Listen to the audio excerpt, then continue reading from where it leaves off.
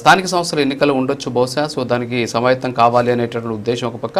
మరోపక్క తమిళనాడులో విజయ్ ఒంటరిగా పోటీ చేసి గెలవడం, తద్వారా పార్టీలు క్యాడర్లో నెలకొన్నటువంటి ఒక స్తబ్దత, సో వీటన్నిటి కూడా తొలగించేటువంటి ప్రయత్నంలో భాగంగా నిన్న ఆయన సమావేశంలో దాదాపుగా అందరికీ అన్ని క్లారిటీలు కూడా ఇచ్చినటువంటి పరిస్థితి ఉంది. కంచర్ల విజయభాస్కర్ గారు, గుడ్ మార్నింగ్ సార్. సార్ మీకు ఇంకొక చిన్న బయట ఒకటి ప్లే చేస్తాం. నిన్న పవన్ కళ్యాణ్ గారు వాస్తవంగా పొత్తుల గురించి మాట్లాడినటువంటి బయట అదే ఒకసారి పీసీఆర్ అది ఒకసారి ప్లే చేయండి, తర్వాత మనం మాట్లాడతాం సార్.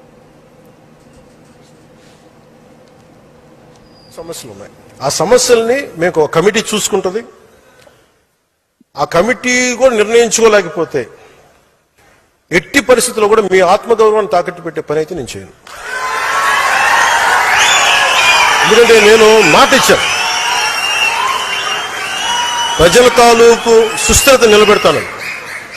కానీ మీరు ఇబ్బంది పడి, మీ ఆత్మగౌరవానికి మీరు ఇబ్బంది పడి, గౌరవం లేని చోట మీరు ఇబ్బంది పడకుండా చూసే బాధ్యత నాది.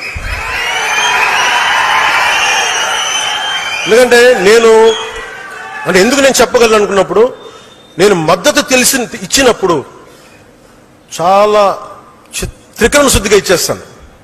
I expect the same. ఎందుకంటే నేను నమ్మినప్పుడు నేను అంతా గుండె కవాటాలు తెరిచేస్తాను, నేను నిలబడతాను. మీరు కూడా అలాగే ఉంటారు. కానీ మీరు ఇబ్బంది పడుతున్నప్పుడు ఆ బాధ నాకు తెలియదు అనుకోకండి, తెలుసు.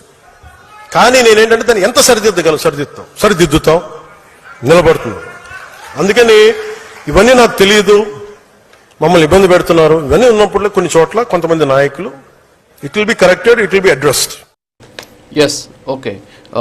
సో ఇప్పుడు మనం చూసారు విజయభాస్కర్ గారు పవన్ కళ్యాణ్ చాలా క్లారిటీగా కూడా చెప్పడం జరిగింది. ఎస్పెషల్లీ ప్రస్తుతం చాలామంది కూడా జెండా కూలీలు అని చెప్పడము, తర్వాత వచ్చేసి పేటీఎం అని చెప్పడము, రకరకాలైనటువంటి మాటలు మాట్లాడుతున్నా సరే అవన్నిటిని కూడా జనసేన పార్టీకి సంబంధించిన నాయకులు దిగమింగుకున్నటువంటి పరిస్థితి. సో ఇక్కడ ఒక మాట ఆయన అన్నారు, మీ ఆత్మగౌరవాన్ని ఎట్టి పరిస్థితుల్లో, మీ ఆత్మగౌరవం జోలికి వస్తే ఎట్టి పరిస్థితుల్లో నేను ఉపేక్షించను అని చెబుతూనే ఇప్పుడు ఉన్నటువంటి చిన్న చిన్న పొరపుచ్చాలు లేకుండా చేసేందుకు అవసరమైనటువంటి జాగ్రత్తలు తీసుకుంటాను, మీ ఆత్మగౌరవానికి నాది భరోసా అని చెప్పినటువంటి పరిస్థితి. సో వాస్తవంగా క్షేత్రస్థాయిలో ఇలాంటి సిచ్యువేషన్ కొన్ని చోట్ల ఉంది. సో వాటిని ఇప్పటికైనా సరే, అంటే ఇప్పుడు పవన్ కళ్యాణ్ గారి వ్యాఖ్యలతో అయినా సరే కనీసం వాటిలో కాస్త మార్పు వచ్చేటువంటి అవకాశాలు ఉన్నాయా? మీ పార్టీ అందుకు అంగీకరించేటువంటి ఛాన్స్ ఉందా? ఏమంటారు సార్?